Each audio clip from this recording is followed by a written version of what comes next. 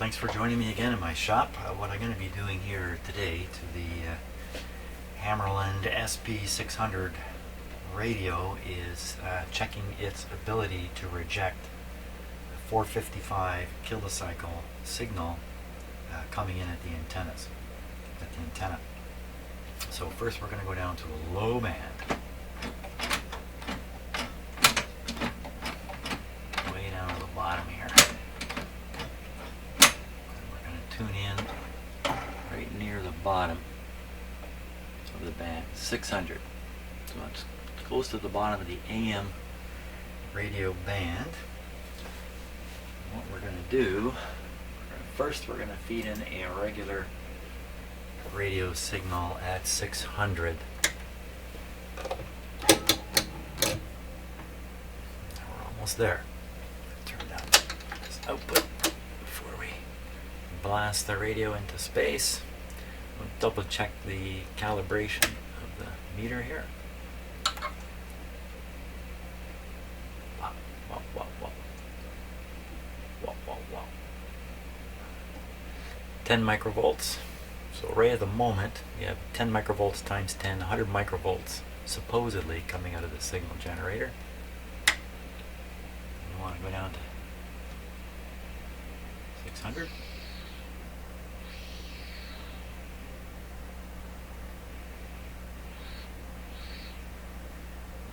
Pretty good, eh? I like that. 600, we'll maximize it with the tuning dial on the radio.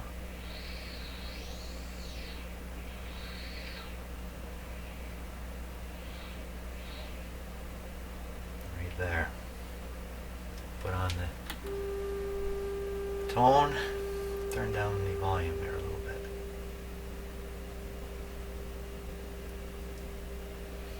Okay, so first thing we want to do actually is tune off. Wow, get a noise level here. Okay, there's a noise. I'm going to set the noise to 2 volts.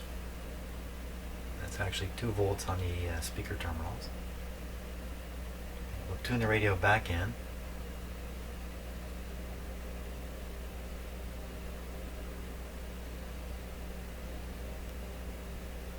Turn down the output. It is up too high still. Turn the radio in. There we are.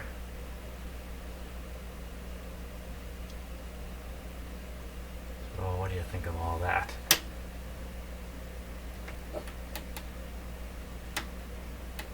Okay.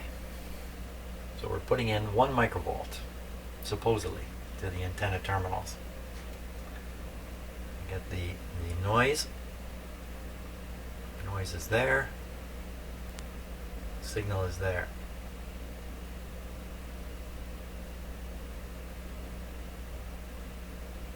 Question is now, to get this meter back to this point, how much signal do I have to stick into that antenna at 455? That's the test. And if everything was absolutely perfect, you would never hear 455 when you're tuned to 600. That would be ideal. So I think I'm just gonna see if this makes any difference to anything here. Good. Okay, I'm just disconnecting a long wire that's going over to the scope here. It was connected all this time. I don't want it connected. It's just extra wire to radiate unwanted signals around a little bit. Okay, 455. Let's find 455 here.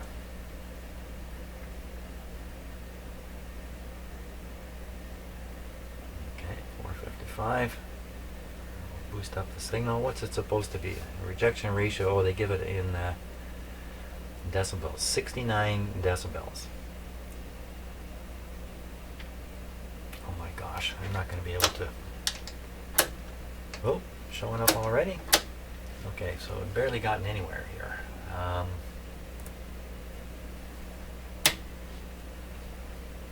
Now I'm going to tune the signal generator to peak the meter. Drain on at 455. Yep. So we roughly have the same level of signal already. So how much signal are we putting into the back of that radio? Oh, it's not an awful lot. It's going to be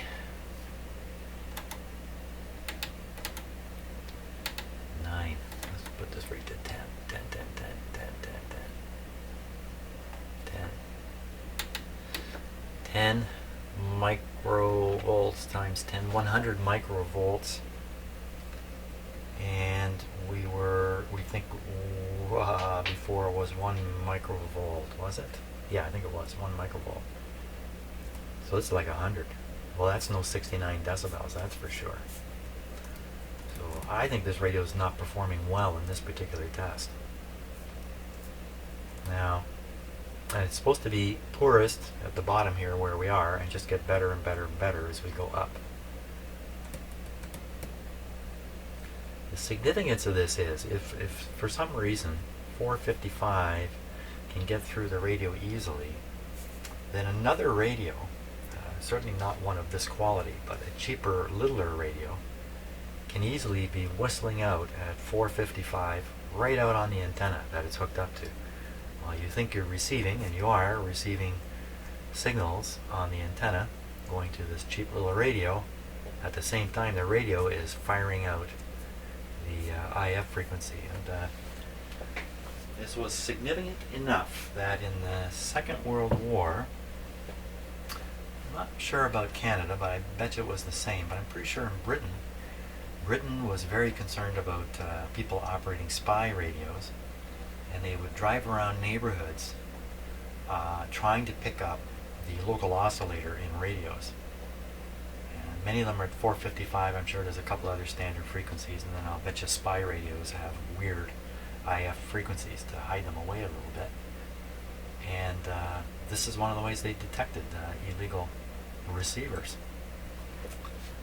So, and how could they do that? Because the local oscillator is leaking out of the antenna and broadcasting in the neighborhood. So if this radio were sensitive to that kind of stuff and you put it into an operation where there's many radios, this thing's going to start doing some strange stuff. That's what I would say. Because if you can get 455 past the front end of the radio and into the IF strip, it's as good as any other 455 signal. It's going to travel right through the radio, come out the speaker. In my own case, this radio is mixed. It shares an antenna with 2 other radios. Both those radios are communications grade radios, and the chance of them pumping out the IF frequency into the antenna terminal is probably extremely low. So I've never ever experienced anything that made me think, hey, my Hammarlund is picking up the local oscillator of another radio. The 455, the IF frequency. I shouldn't say local oscillator. I'm misspeaking there a little bit. The local oscillator is not running at 455. It's 455 above the desired signal. So you can certainly pick that up with a radio. That's right in the receive band. Okay. Supposed to do the same thing now at 3955. Repeat the test. Use 7.6. So let's do that one too. 7.6. You know, if you haven't figured it out yet, I am full of doubt while I'm doing all these tests. It may sound like I have some certainty, but in the back of my mind, I'm thinking this whole thing, everything I've been doing here, has just got one gigantic question mark after it. But on a qualitative basis, I think I'm okay. 7.6.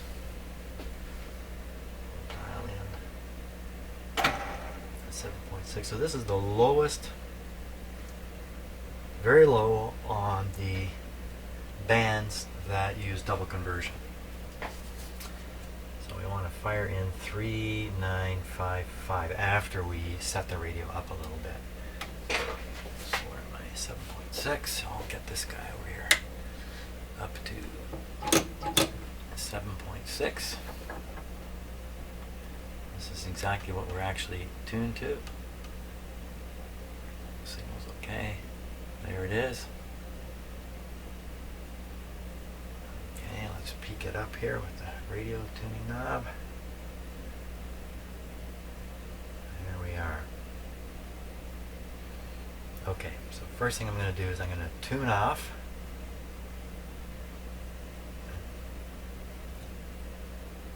Put that up around the 2 here. I was doing all these tests with the output at 20, but we'll do it at 2. So that's the noise. Now we'll tune back in. There's the signal. Yeah, it's right up around the 10 decibel above the noise area. So that's okay. So what are we feeding the radio right now? We are feeding it, let's see here. We are feeding it. Put this up to 10. Okay, 10 times 10 is 100 microvolts. 100 microvolts.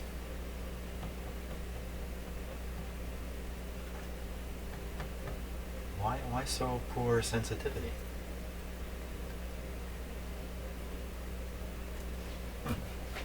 Just take a peek at the panel meter here for a second. Huh. Okay. Doesn't seem quite right.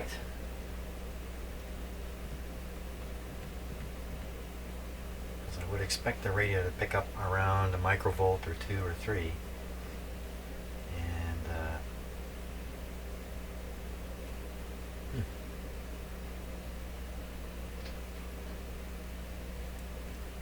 we certainly are getting a very strong signal into it. Let me actually cut this back.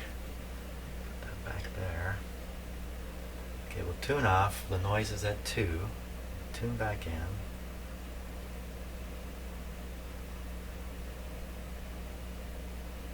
And we're getting around 12.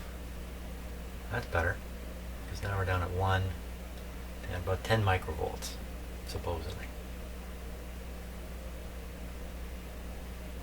So once again, the object is now to feed in 3955 into the antenna and get this meter up to the same point. It's not quite a ratio of 10, but it's close.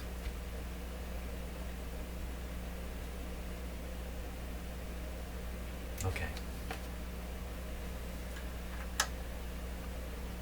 So I gotta go I gotta go exactly 3955 right into the radio. Right. No need for arithmetic here. 3955. Okay, nothing jumping up there. Let's put up the power.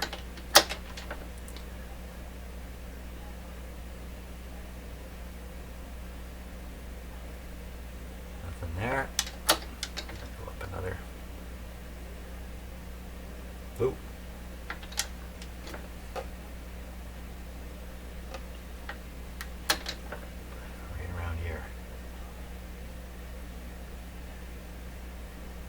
Well, there we got it, just about the same place there. Just tune the radio a little bit. Yeah, okay, so it's right around the same place. So we're getting this output now. Wow, it's nowhere near 3955, it's 3802.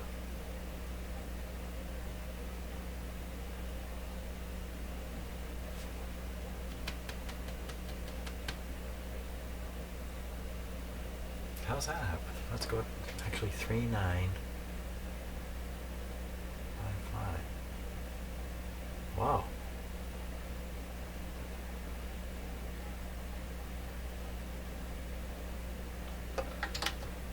Stronger output at 3955. Well, there's a little bit.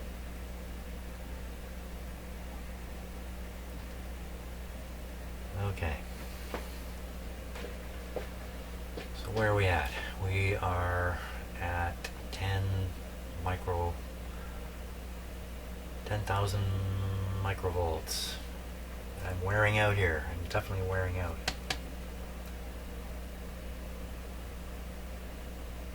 Well, that seems like an okay rejection ratio to me. I'm putting in a very strong signal. It's taking a lot to get to 3955. But what's caught my interest is this other signal. Let's just go take a look at that again. 3805 or something like that.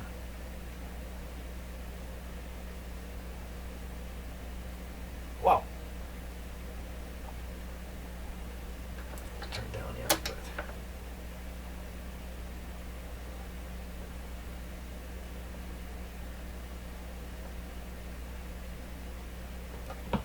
Wow, 3805, 3800.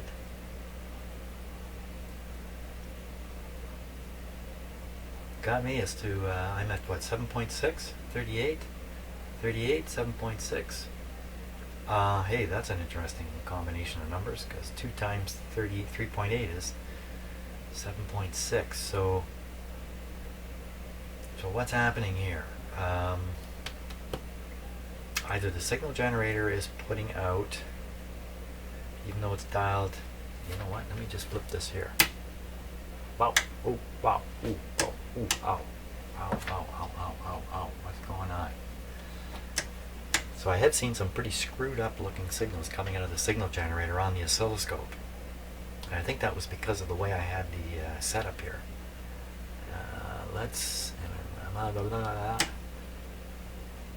Whoa, okay, how come? Let's go back down. Now, I want to really check the calibration here on the output. That's 10 times 10. Turn on the modulation. We're not quite up to where we were. Let me tune off. Noise is still at 2. But this signal, pretty close to the first intended signal. 3800. Well, I don't know. I don't know what to say. Either the signal generator is producing a harmonic, or what?